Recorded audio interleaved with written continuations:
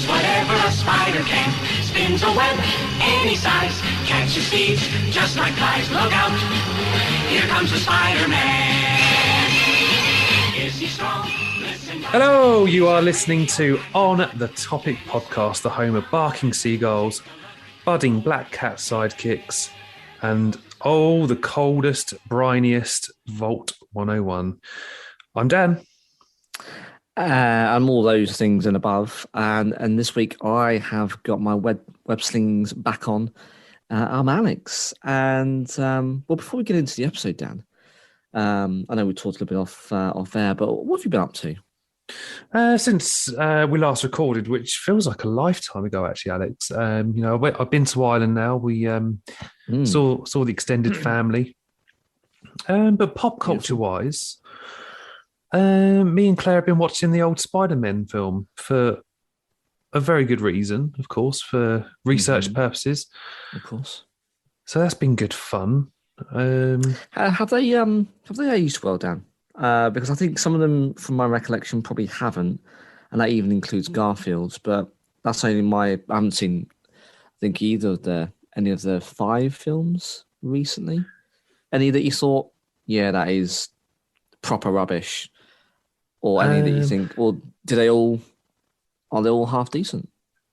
I don't know. It's questionable. I mean, the graphics in Spider-Man 1, sort of talking about the very first one, 2002, it's not that great.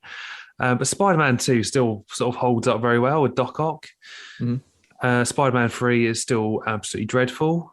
Yes. Topher Grace as Venom. Sorry, pal. Jesus.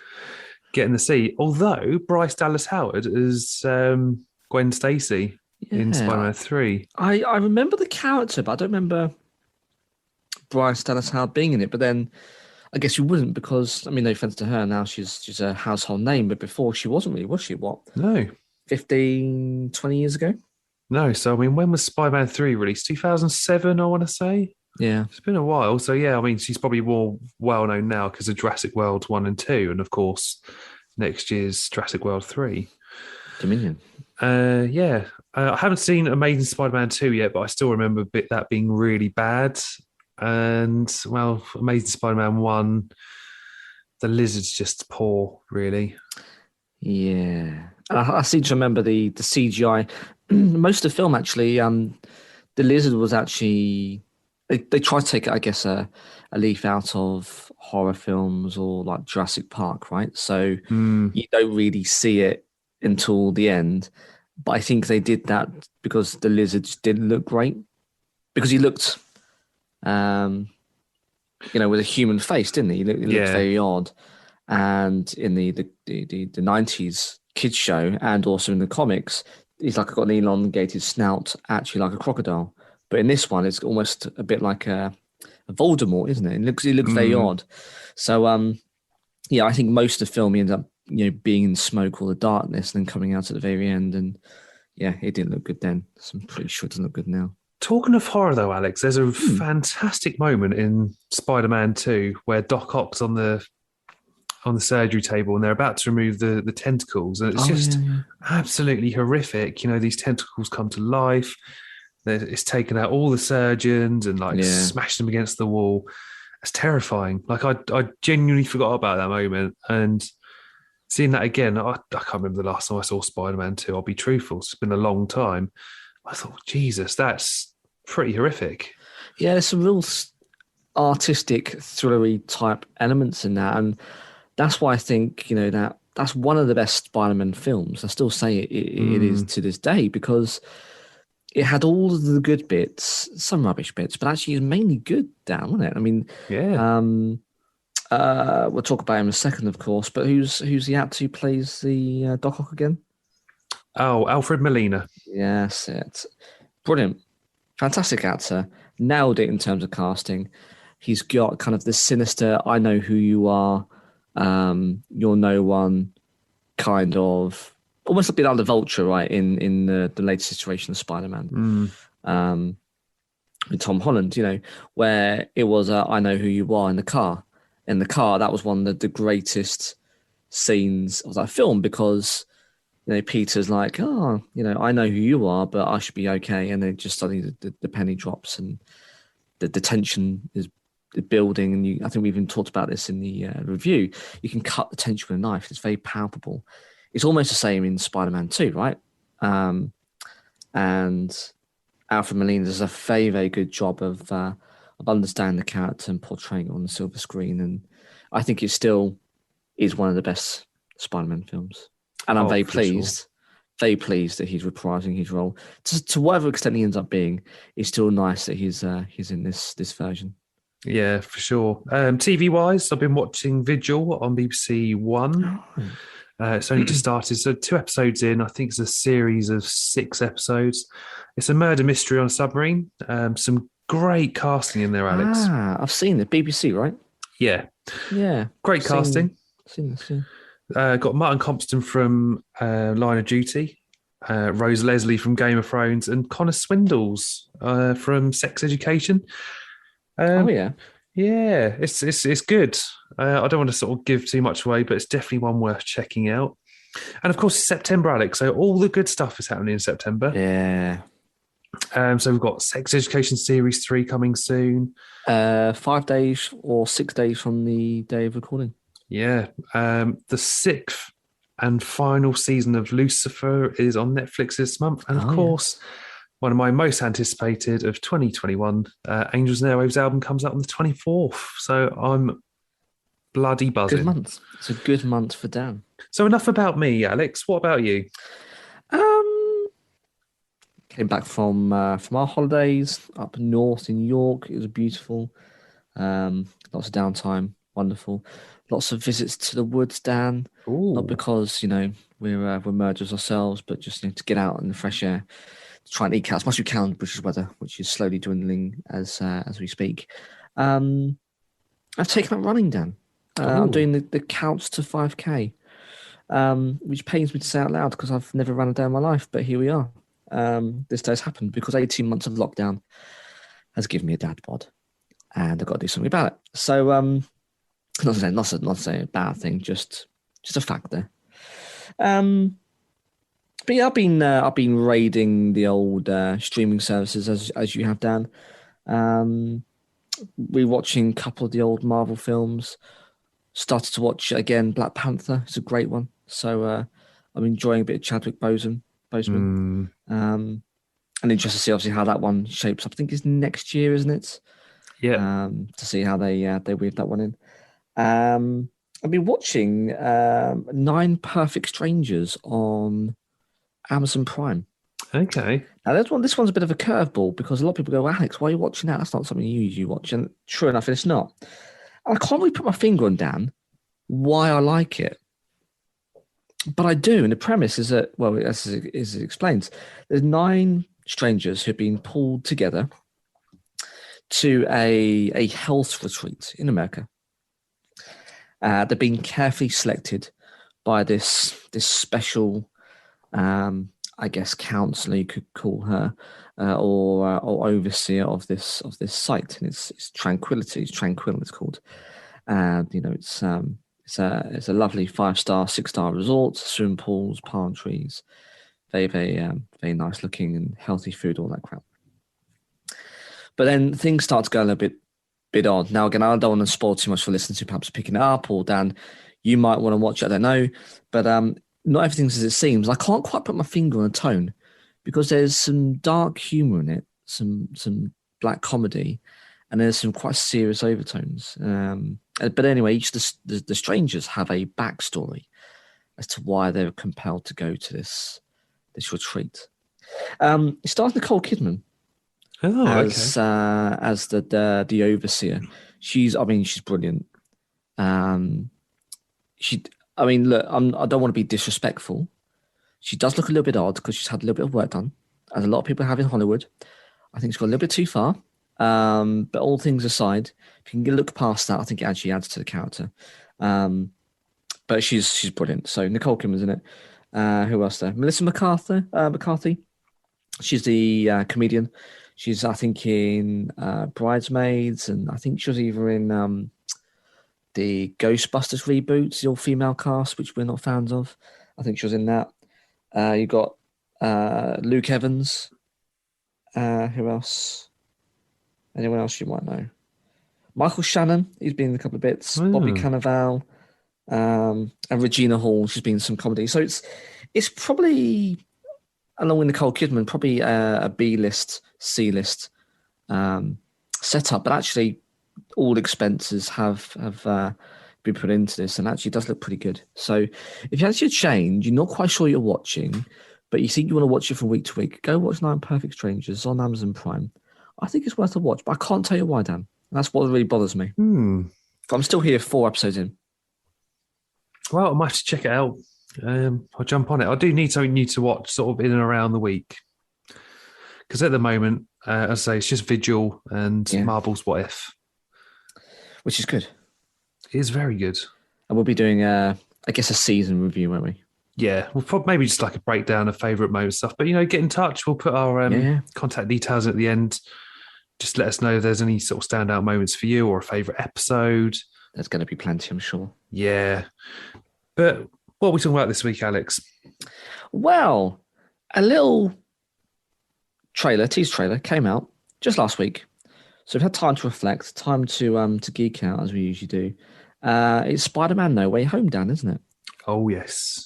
I think it's fair to say, and we did talk about this recently, there's a good reason why Feige and his cronies decided to hold on to the sweet, sweet goodness of this trailer, because sure enough, it let an awful lot out of the bag and a lot of people would lose their minds. I think that'd be to the detriment of Shang-Chi. Now, Shang-Chi's out in a mere couple of days of recording.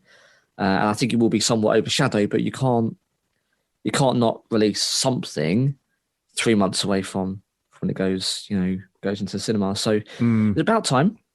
I think it's fair to say, Dan, it really has kicked off, along with all of the streaming services, phase 4 in spectacular fashion, Dan.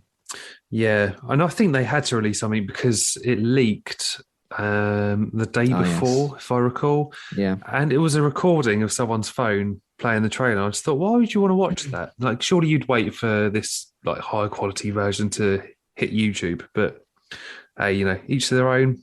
It wasn't for me. I waited. It was worth it. Same. Yeah. I mean, this trailer actually opens up with Pete and MJ on the roof. MJ's reading a little newspaper, and Pete's reluctant. He doesn't want to go back down to the normal world. He just wants to stay there.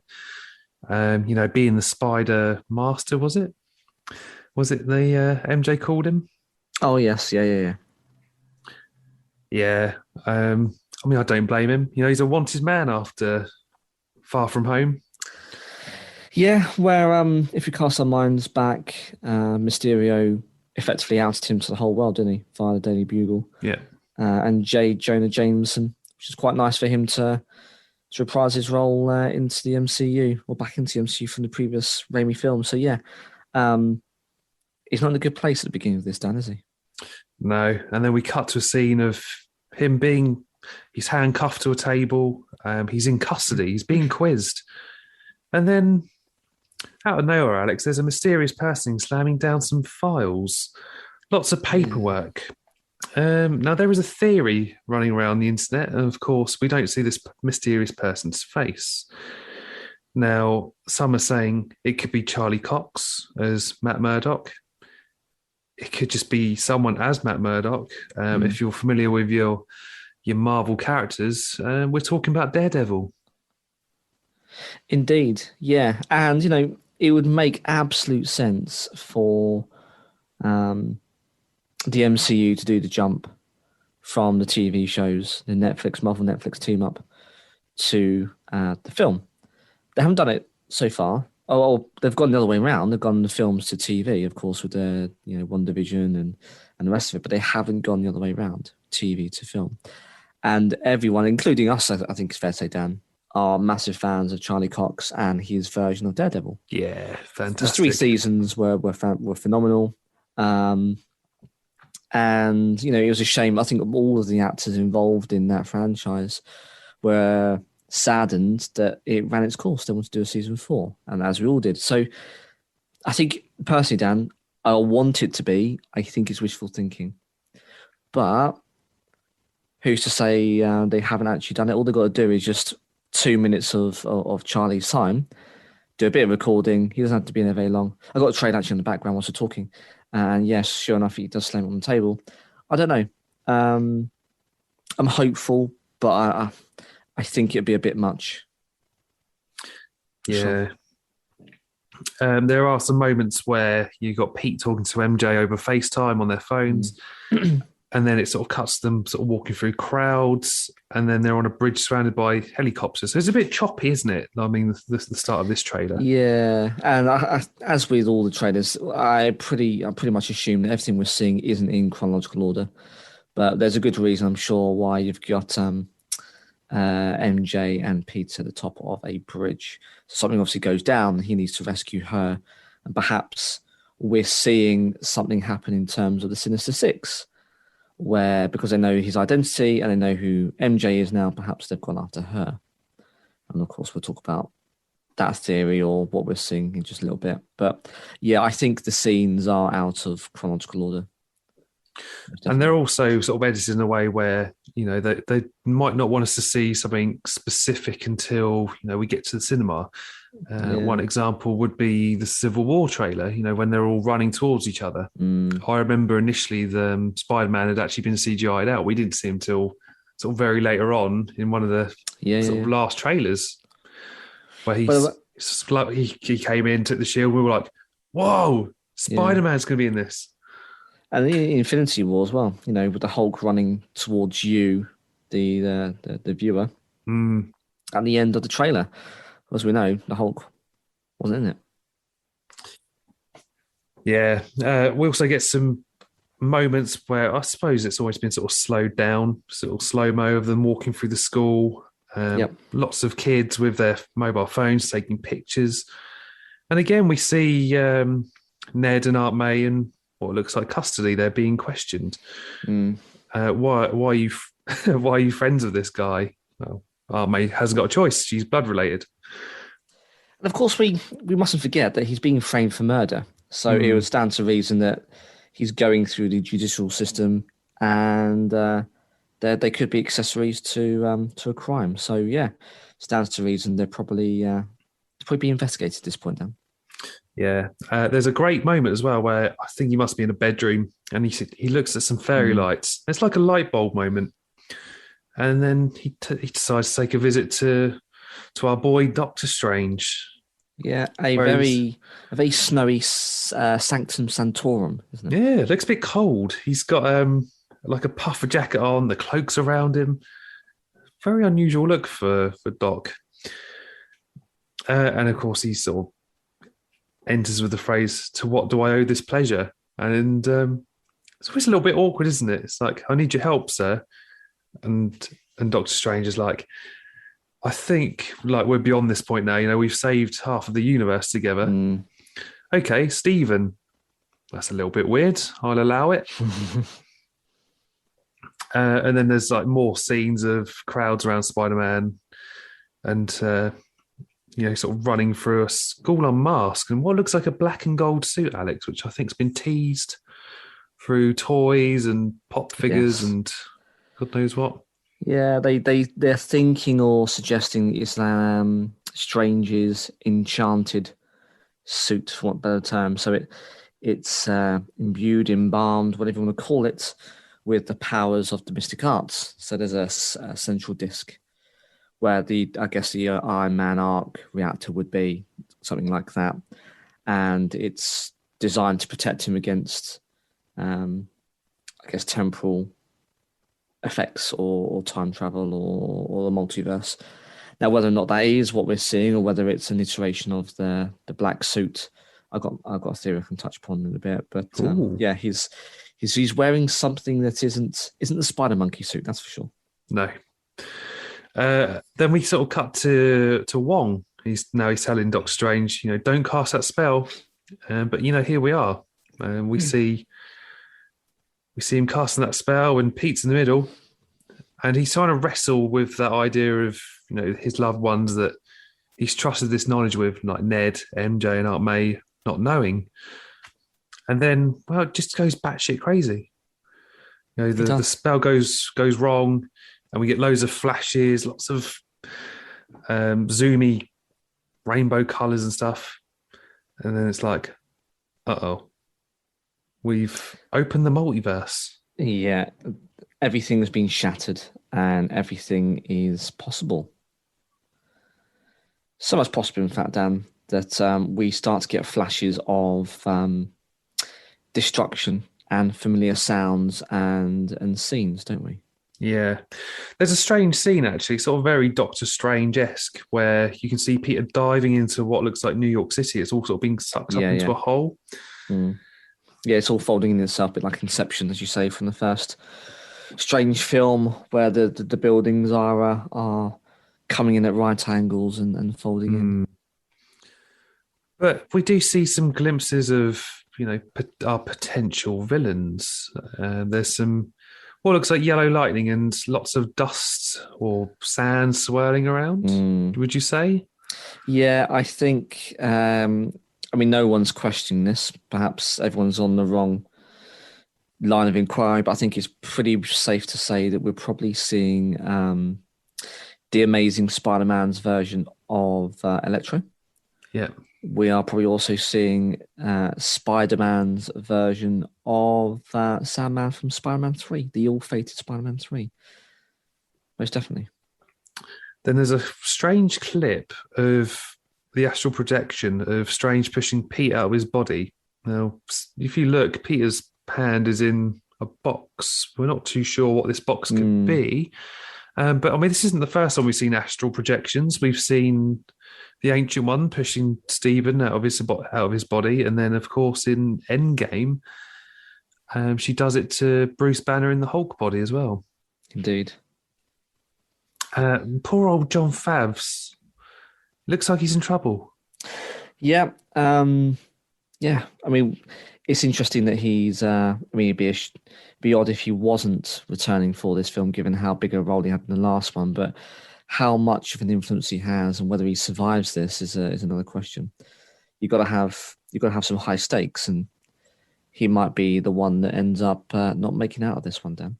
Yeah, we haven't really seen anyone snuff it for a while. Not any big characters, really, since Endgame. Not in a meaningful way. And I think Happy would be perhaps one which will get people in the feels, but whilst, and no offence to Jon Favreau or the character, but you probably wouldn't miss so much. Yeah, agreed. Talking about deaths, Alex, just want to go back to the previous Spider-Man film. Is it me, or does that version of the Sony Peter Parkers, they all inadvertently kill someone? They kill so many people. It's ridiculous. Their kill count is quite phenomenal. And they always tend to lose someone close to them in a rather hideous way. Yeah, there's a lot of deaths. I know it happens in the comics, but not that frequently, surely. He's unlucky, what can we say? Yeah, I don't know. I digress. There's also a shot where it's quite dark and people think it might be the lizard popping up. I can't really tell. It's very dark. There is something monstrous, and it's one of two things for me.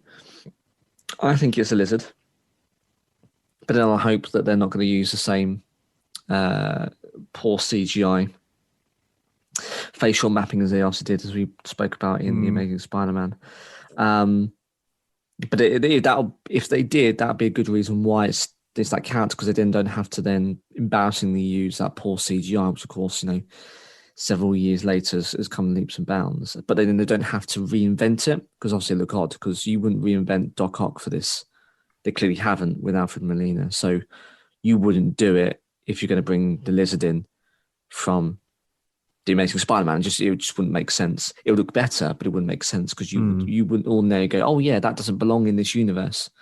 So I suspect it probably is, and they're going to do the voice, and they're going to do flashes almost like they did in the film, because it's appalling and it's not very good. CGI. Alternatively, it could be someone like the Rhino. Oh, yeah, good shout. But I think I'm probably going to go with the monster angle, personally. Yeah. I know a lot of people have sort of questioned it could be Venom, but I just find that a bit too much of a stretch. Soon. I reckon they might do post-credits Venom, because if you're shattering the universe and if everything that we think this is the case, I think this is when you'll have Tom Hardy probably having a flash, or not in a creepy way, but he'll flash up or he'll be party to it. Because I don't think he operates in the same world as the MCU. I don't recall there being cross-pollination. So I reckon that's what they'll do. I think it'd be a bit much to show their hand all the way through this film. I think there's a lot going on. Yeah, more Yellow Lightning, which again we sort of theorised it has to be Electro. Well, we already know that Jamie Foxx, who I know he's been much maligned for doing that. I didn't mind him as Electro the baddie. I didn't like him as the tongue-in-cheek, goofy electrical engineer. I thought that was too stagecrafty, bit too kind of. I don't know. It was. I don't think it was the delivery. I think it was the writing, because Jamie Foxx can act, and I've seen him in many films actually, in a number of different roles, and he's a great acting talent. But I just didn't like the origins. Once he was Electro, I got it, and I think it worked for me personally. I know that's probably an unpopular opinion, and we don't shy away from those on this podcast, of course, as we know. But I get it as him being the villain. So I don't think it's a bad thing that he'll be back in here. And as you say, it was confirmed quite a few months ago. Actually, I think it was the first confirmation we first heard about Spider-Man 3 being written. So yeah, it's I'm looking forward to him personally. I'm just glad he's not blue. That's all I'm saying, because that was dreadful. Yeah, that wasn't too good. Also, a great moment where we see one of the goblin bombs roll across the bridge and blow up some cars. Indeed. And we get some goblin laughs. I'm pretty sure that Willem Dafoe has been confirmed to reprise his role as the goblin. Yeah. Which is the best version, let's face it. And I think we get one of your favourite gifts, because I think you've sent me it about 10 times on WhatsApp, Alex. You got Peter, who's in a nice suit, which looks very similar to one that Tobey Maguire was wearing in one of the older films. And then he suits up. Phenomenal. It's a good moment, actually. I think I've put it into this week's episode art for this episode. You have, yeah. It's one of my favourite transitions. And I've got a bit of a cheeky theory on that. And it's just playing now as we speak. And the screen turns to black, doesn't it, Dan, at that point? And then we hear the fateful words of is it "Hello, Peter"? Isn't it? Yeah, Alfred Molina has returned. The arms come out of the ground, and he's there with his big old grin. And I mean, it's the worst kept secret in Hollywood, really. He was pretty much confirmed in a spectacular fashion, and the actors also had some very good insights into how he was excited to come back and to play that character and continue the storyline. Yeah, and I for one, I think, and I said it before, so in fear of repeating myself again too much, the greatest probably villain of any of the Spider-Man films. So I think he's brilliant to come back into the MCU. Possibly one of the greatest villains of Spider-Man history ever.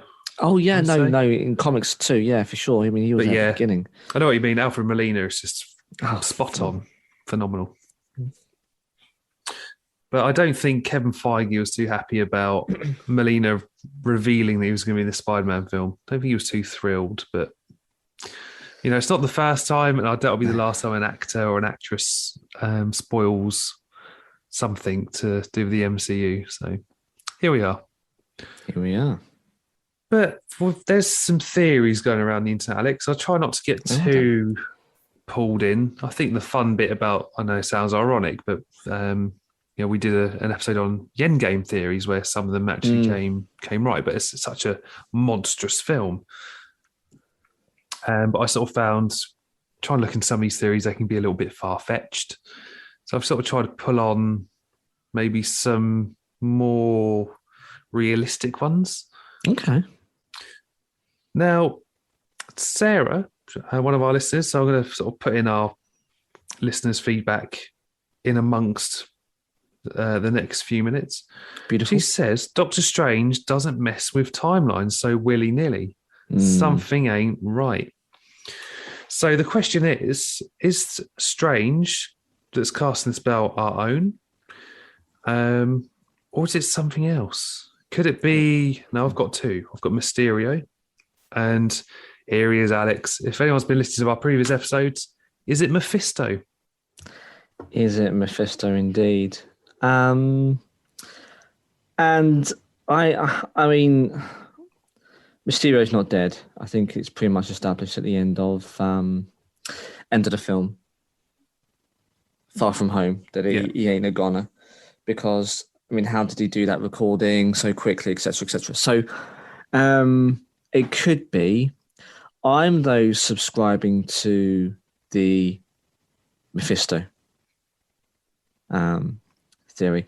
And the reason being is if our good listeners, and if you want to, Dan, if you look at the official teaser trailer from the Sony Pictures YouTube, I mean, they're all around, but this one, just because it's time-stamped and they don't have all the gump at the beginning and the end, because people haven't branded it. 2 minutes and 15 seconds in, you've got a black-cladded Sorcerer Supreme, and he is dabbling in the mystic arts and overturning that train in which Peter is rolling around in. Now, the only reason why I draw attention to this particular scene, Dan, is because Strange isn't wearing his usual colourful attire, and usually and I think this is, I don't want to big myself up here, but I do have thoughts of me replaying this in the future. We'll do a review. In films, they tend to show good and evil as dark and light. Yeah. 2 minutes, 15 seconds in, Benedict Cucumber Patch, he stood there on top of the train with his arms out. He's turning over the train. Spidey looks like, what the hell's going on? I think he's being attacked by Strange. Now, whether or not it's Mephisto or whether or not it's a different Strange, and of course we talk about What If, the animation show, whether this is just a darker version of a shattered reality, I don't know, but he's battling Strange there. I'm pretty confident. And I think the clothes give it away. Now, again, it could be another reason why they're battling together, but if you pull on the thread of Mephisto, I wonder whether it is Mephisto, because you're right, Dan. And so Sarah, he doesn't screw with the timeline. He knows it is severe. He hasn't got the knowledge. He mentions about the multiverse. He wouldn't be dabbling. Yeah. So I'm probably on that. I'm on that train too. I mean, it's got to be about time that we introduce Mephisto as one of the big bads, I'd say. I mean, he was suspected to be the villain in WandaVision, but of course that was incorrect. That role went to Catherine Hahn's Agatha Harkness. Now, one of the other elements that I think it could be Mephisto, possibly manipulating Strange in a way that, is a little bit sinister.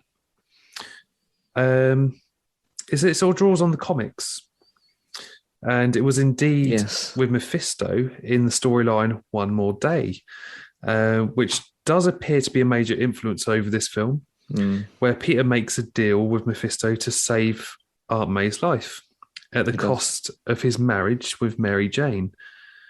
But I mean, of course, this is slightly different. He is going to be making a deal so the world forgets who he is. He doesn't want people to know that he's Spider-Man, because as we've learned from previous films and the comics, actually his identity puts his loved ones at risk. Yeah, there's other high school friends. I think there's another potential love interest who meets her untimely end as one of the Sinister Six. So he does rack up the death counts throughout the comics. Again, another unpopular opinion coming up with them quite a lot now, Dan. I'm not a fan of that comic run. The One More Day, I mean, I read it. It's just bleak. It just gives up everything. And I get it, and I know why, and I understand it. But I was reading, I was like, man, this is just depressing. There's very little action. There's lots of flashbacks. It feels like a filler. And sure enough, I think it was, because it ended up then setting him up then for future future editions and storylines, and it was a means to an end. But I didn't like that storyline really at all. I just thought it was really depressing. I know that's the whole point. He's built up this relationship with MJ. She supported him through the years. She's by his side in a lot of the battles towards the end of that run, because she knows who he is and she knows what he's like, and she gets him out some tough scrapes and nurses him back to health a couple of times when he dies. So it's great. But yeah, the fact that she doesn't know who is in the end it's bleak. Yeah. I've got a Mysterio theory, and if anyone's watching What If, I've got a little theory around that as well. So the Mysterio theory, Alex, just again, it's probably not that far-fetched, to be honest, but is it enough? No, you'll have to tell me. So Quentin Beck Mysterio is obviously, of course, the master manipulator who was able to use all of his cutting-edge illusion technology to create entire false worlds that Peter could never detect. And of course, we saw that quite often in Far From Home. He essentially made an abandoned building look like a shield base. And of course, we've already said that he's not dead. He cannot be dead. Now, according to some Marvel fan theories, Quentin Beck isn't yet finished messing with Peter Parker's head. In fact, the theory goes that Mysterio's entire larger plan was to expose Peter Parker's identity in order to herd him towards some kind of larger trap, and that Peter coming to Doctor Strange is all just a setup by Mysterio. The scenes of Doctor Strange in the trailer for No Way Home are striking some fans odd, as we've just discussed. Benedict Cumberbatch's Stephen Strange seems a bit too silly and rascally than we've seen him before. Now, John Watts could just be putting his comedic spin on Doctor Strange, or Strange is just Mysterio having found out a convenient place to hide in the Sanctum Sanctorum, because it looks like a shambles.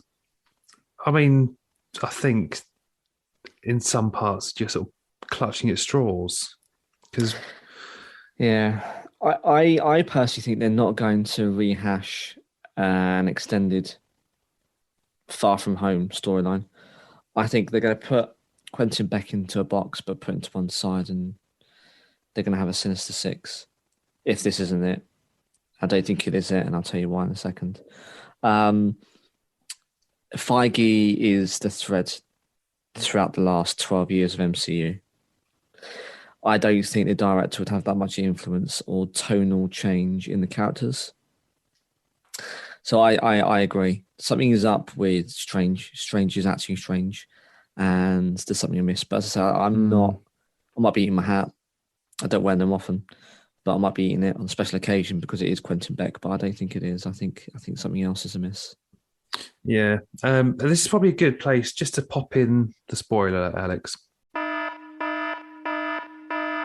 So if anyone's been watching What If and they've seen this week's episode about Doctor Strange, what if he lost his heart and not his hands? It's very bleak, isn't it? But it's very good. Yeah. It had to have that ending. Agreed. Now, we know that What If is MCU canon. Yes. Now, we don't see that evil Doctor Strange die essentially at the end. He's sort of stuck in this sort of globe. Now, this is only a theory that I've sort of pulled on really after watching the episode.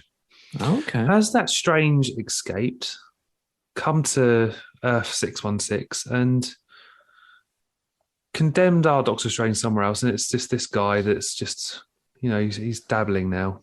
Yeah, he's got a new lease of life because, you're right, he's left in some kind of crystal globe in the nothingness because his entire universe has imploded. Again, that could just be me clutching at straws. But it could be a good way to, as you say, to link it all together. As you say, it is canon. They have said that it's established within the wider MCU, so you might be on something, Dan. Have you got any theories, Alex? No, other than Mephisto. No, for sure. The only thing I was going to say was, as we're still on this topic of Strange, at 1 minute 32 on the trailer, you get Wong, don't you? Wong says, don't dabble with the time stone, don't dabble with time, be a good boy and play nice, effectively. Yeah. and he walks into a portal with his case in hand. That is where we then link into Shang-Chi. Yes, because of course he's seen fighting the Abomination. He is. So there's a nice continuation there, and it puts it firmly side by side. But I think that's the only affiliation between those two films at this current moment in time. But I thought that's quite a nice nod. It's effectively starting his entrance into that film, and a very close link there. The one thought did come to mind though is the Sanctum Sanctorum is covered in ice and snow. That isn't normal. I'm sure there's some wacky reason, or perhaps they just both don't mention it and just say, just accept it because it's weird. But I reckon something went down. There's some kind of battle, and I think that's probably indicative of why we get this version of Strange. Personally, Yeah. But that's that theory, I think, and we'll just have to see what version of Strange we have in a couple of months' time. Yeah. I also think these iterations of the villains are different. Now you're probably thinking, well, Dan, where are you going to go with this? If anyone's watched Loki, we've seen Kang's explanation of the multiverse. So each multiverse has a different me and you, for example. We're all different. They don't seem like the kind of villains that we've seen in the older films. Yeah. Same actors, but I don't think they're the same ones. I mean, and I'll explain.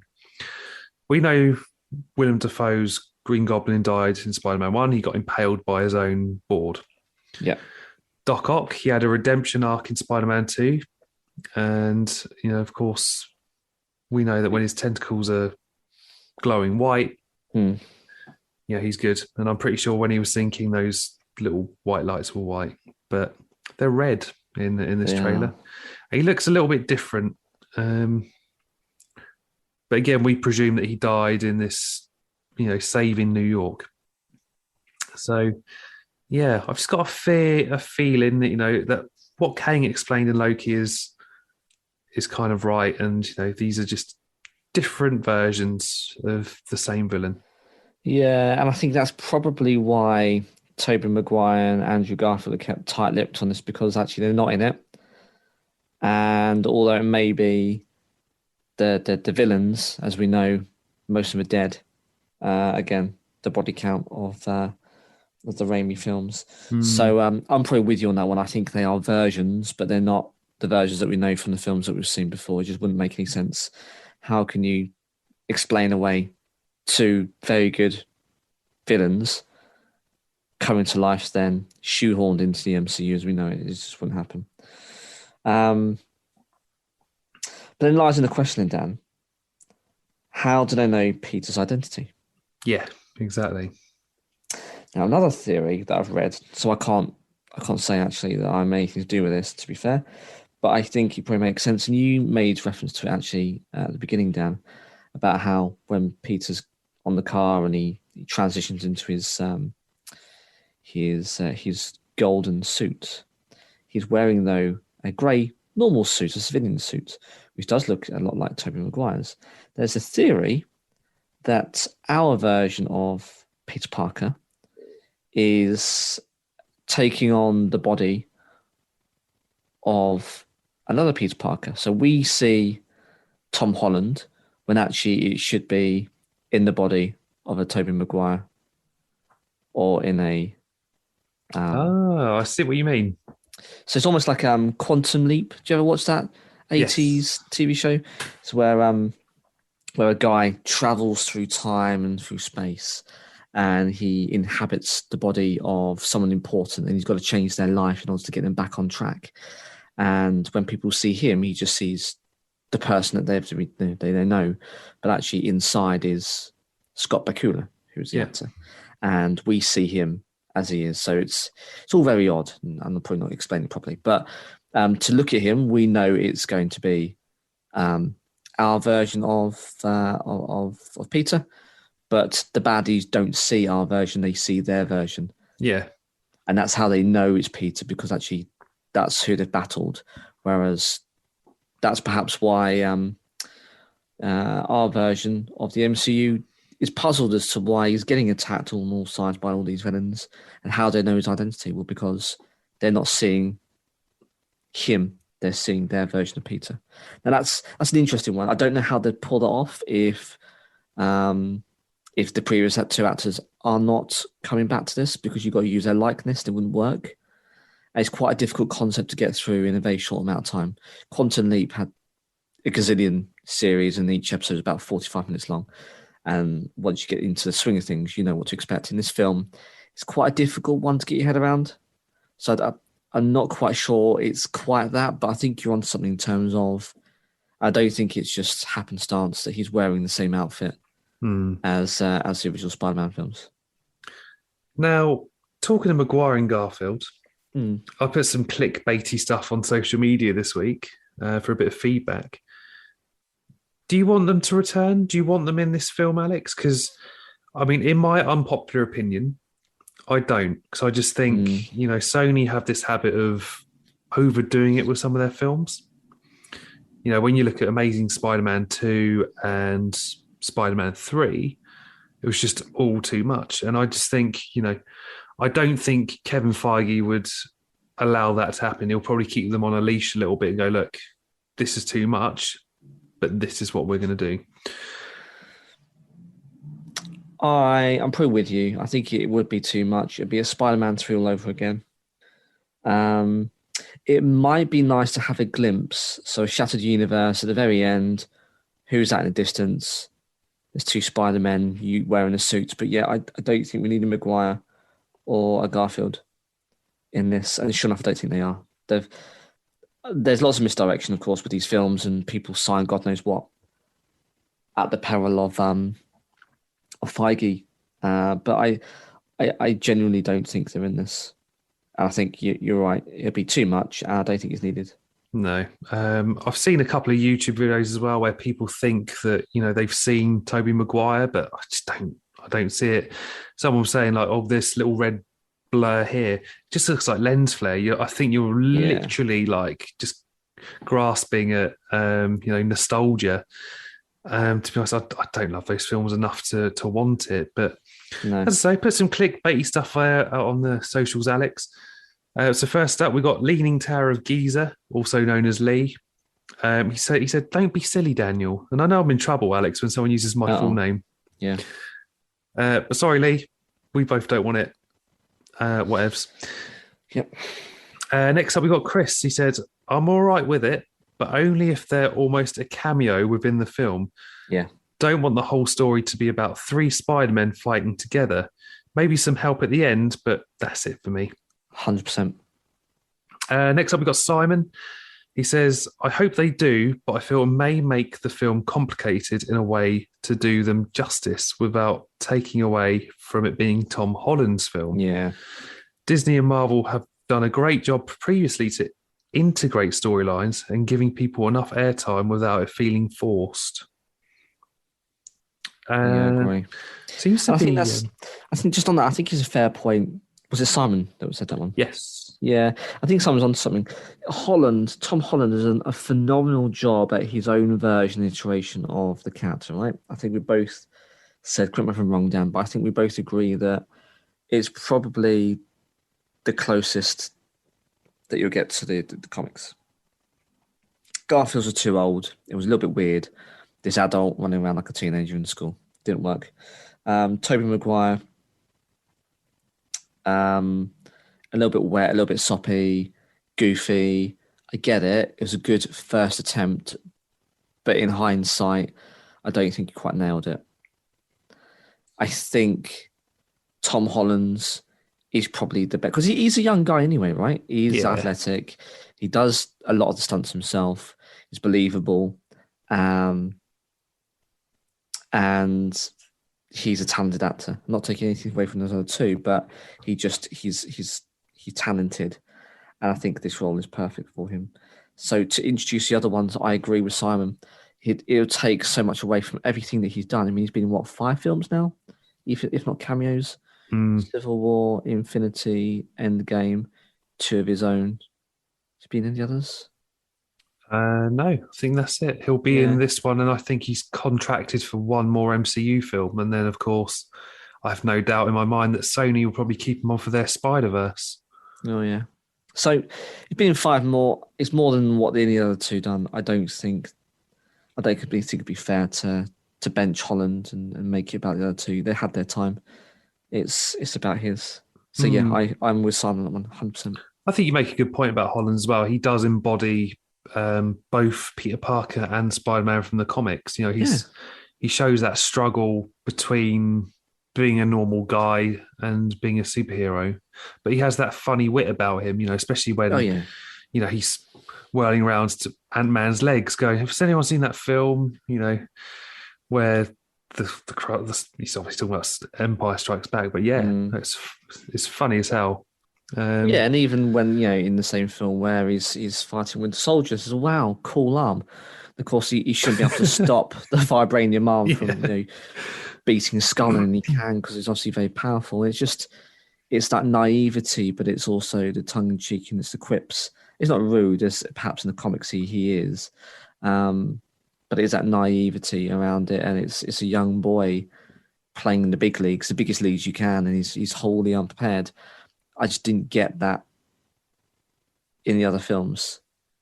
They knew they had a responsibility, but they stepped up a bit too quick. Whereas this version, Holland's version, he doesn't know what he's doing, and a lot of his luck, and he is going to fuck up, and people aren't going to die or they're going to get hurt.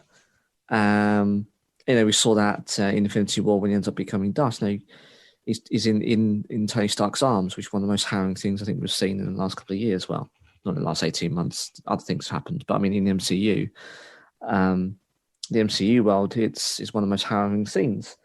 And he's a boy. But in the other films, these are bona fide adults. And yeah, I think this is the strongest version that we will have, I think, for a while with Holland. Yeah. Last up, we got Brad from Strong Island Recordings, one of our regulars. Shout out to Brad. Hurry up and get on the show, mate. We want to talk to you about your record label. I think it'll be a good episode. We have some good conversations. We have some good convos on Twitter, Brad. Anyway, I digress. He says, I reckon as long as they don't overshadow the whole plot, I'm for. I reckon the end will be Holland Spider-Man trapped in another universe of theirs, maybe at the end, echoing No Way Home, with Doctor Strange in the Multiverse of Madness, directed by Raimi of Maguire's Spider-Man, trying to find him.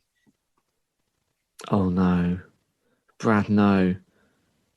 That's a nightmare. I mean, it's a hideous concept, so I like where he's going with that one, but Maguire? No. That turns my stomach. Maybe I shouldn't have eaten so soon before recording. It's an interesting storyline, for sure, but I just refer back to Simon's previous comment, Brad. But I think you might be on something in terms of the bleakness, because perhaps our version of Strange is either hunting around the multiverse for our Spider-Man, or he's being committed to the multiverse. He's got to find his way out, and Scarlet Witch goes to save him. I don't know. There's something in there. I think Brad's on something. I just hope it's not. No offense, Brad, but I hope it's not your version. Because I don't think anyone wants to see that. I would say it's an interesting concept, but I honestly think this is all heading towards Secret Wars. I mean, when we get that, I don't know. I think it could be a few years away yet, because you're still telling stories. You know, we've got a Captain America 4 confirmed now with Sam Wilson. Yep. We've got. It's a jam-packed roster. You know, we've got Eternals. Christmas, November. So you've got Eternals. You've got Spider-Man, which is released on, after my tablet decides to close on me. Sorry, folks. Let's go back in, which is the 17th of December. Yeah. So not long to wait on that one. We've got Shang-Chi. Thor, Love and Thunder. Yeah. Wakanda Forever. Ant-Man. And it's April, spring. Yeah. 22. We've got Hawkeye coming out later on this year. We've got Miss Marvel on Disney Plus as well. Yeah, there's jam packed. We've got a lot going on. I was thinking, Dan, actually, there is another theory, and it may not be Doom behind, the storyline, whereas it was in the comics, where he takes people to this battle planet to fight it out. But if they did take our version of Spider-Man out of the equation in this film, we physically wouldn't miss him until that big Avengers film came out. Because as you say, a lot of them are either in space or at ground level. There's not another Spider-Man where he would naturally appear in any of those films, really. So if something does happen to the character in this film, and he, a bit like a Hulk moment, right? So the end of Ultron, he's in the Quinjet and we don't know where he goes. Well, we find out he ends up going to space, which is a bit odd. We could have ourselves another Hulk. He's taken out the equation for all of those 3 or 4 films since. And it doesn't obviously then turn up until much later. There is that theory that could happen too. And he's been taken to, is it Battleworld it's called? Yes. Yeah. It could be taken to Battleworld. So that's something else I'm going to throw in there at the very final minutes in the last hour, but that could be the beginnings of that storyline too, Dan. And at each film, they could be plucked away, whisked away off planet Earth to God knows where, and then we find out in the Avengers film. Yeah. And that'd be cool. A great theory. That'd be a blinder, right? But because that'd be like, where are they going, and who's going to go, and how's this one going to end up? That'd be very cool. Yeah. I mean, if people want a good comic book read, they say you can get Marvel Unlimited free for a month. I don't get paid, nor am I endorsed to say this, by the way.